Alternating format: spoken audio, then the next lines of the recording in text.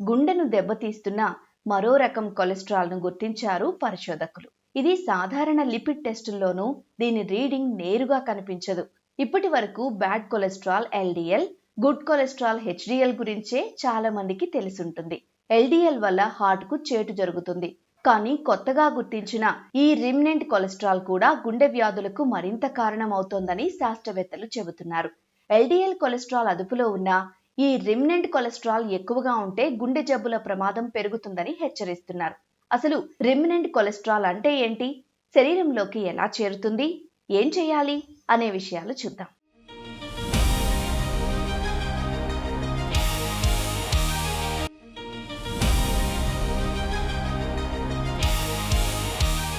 మనం తినే ఆహారంలో ఫ్యాట్స్ను శరీరం పూర్తిగా ఉపయోగించుకోలేకపోతే కొన్ని కొవ్వు కణాలు రక్తంలోనే తిరుగుతూ ఉంటాయి. వీటిలో ఉండే కొలెస్ట్రాల్ను రిమ్నెంట్ కొలెస్ట్రాల్ అంటారు. ఇది ముఖ్యంగా ట్రైగ్లిజరైడ్స్ ఎక్కువగా ఉన్న వారిలో కనిపిస్తుంది. ఈ కణాలు రక్తనాళాల్లో నెమ్మదిగా పేరుకుపోయి ధమనులను ఇరుకుగా మారుస్తాయి. దీంతో గుండెకు రక్త ప్రసరణ తగ్గి గుండెపోటు వచ్చే ప్రమాదం పెరిగిపోతుంది.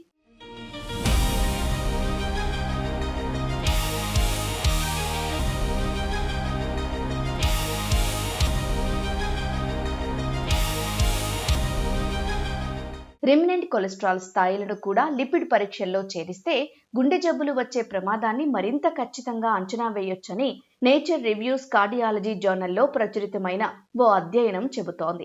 ప్రస్తుతం చెడు కొలెస్ట్రాల్, మంచి కొలెస్ట్రాల్ ఆధారంగానే గుండె జబ్బుల రిస్క్ను వైద్యులు లెక్కిస్తున్నారు. కానీ రిమ్నెంట్ కొలెస్ట్రాల్ను కూడా పరిగణనలోకి తీసుకుంటే దాగి ఉన్న రిస్క్ను మరింత ముందుగానే కనిపెట్టవచ్చని పరిశోధకులు వివరిస్తున్నారు.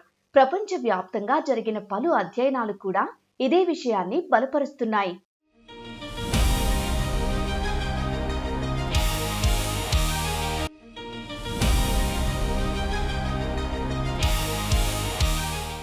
జాన్ హాప్కిన్స్ మెడిసిన్ చేసిన పరిశోధనల ప్రకారం మరో అధ్యయనంలో 17,000 మందికి పైగా డేటాను పరిశీలించారు. రిమ్నెంట్ కొలెస్ట్రాల్ ఒక్కటే కూడా గుండెపోటు ప్రమాదాన్ని పెంచగలదని ఇందులో గుర్తించారు.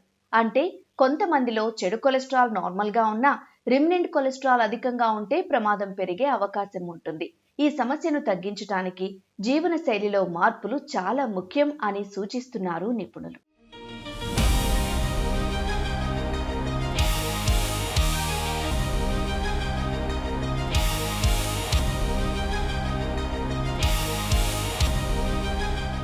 రిమ్నెంట్ కొలెస్ట్రాల్ అదుపులో ఉండాలంటే జంక్ ఫుడ్, నూనెలో డీప్ ఫ్రై చేసిన పదార్థాలు, అధిక చక్కెర ఉన్న ఆహారాలు తగ్గించాలి. ప్రతిరోజు వ్యాయామం చేయాలి. బరువును నియంత్రణలో ఉంచుకోవాలి. ధూమపానం, మద్యపానం అలవాట్లు ఉంటే వెంటనే మానేయాలి. ట్రైగ్లిజరైడ్స్ను నియంత్రించుకోవడం చాలా అవసరం. చేపలు, నట్స్, కూరగాయలు సహా ఫైబర్ అధికంగా ఉండే ఆహారాలు తీసుకోవాలి. రిమ్నెంట్ కొలెస్ట్రాల్ను తగ్గించే కొత్త మందుల తయారీపై ఇప్పటికే కొన్ని పరిశోధనలు జరుగుతున్నాయి.